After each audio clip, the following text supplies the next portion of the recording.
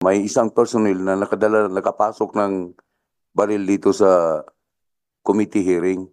So dapat bago sila makapasok, i-inspeksyonin lahat dahil nagtaka ko doon sa line of statement niya na dinala niya yung baril kasi ang akala niya hindi na siya makauwi doon sa bahay niya.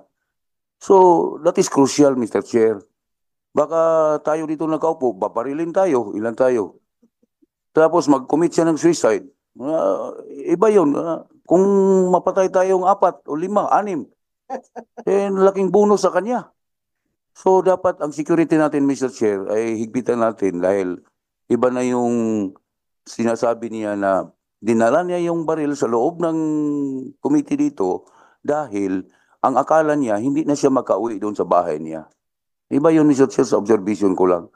Dahil doon sa nakikita ko, maski pinaano ko yung tatay ko dahil namatay, yun ang crucial talaga, Mr. Chair. Baka ang target, ang una, ang chairman.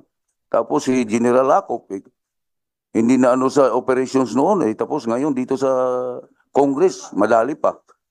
Ay, tama yan, totoo yan. Doon pa nakukuha yung baril, sabi ni Mr. Chairman, sa pagdetina niya doon sa kwarto. Yun ang mahirap. Pirado, di ba? Oh, that's all, Mr. Chair. Ang problem pa dun sa baril na meron pang kasamang bullets yun, ha? Live ammunition, Mr. Chair. May live ammunition. And that's the reason why we asked the Secretary General and also the yung ating security director.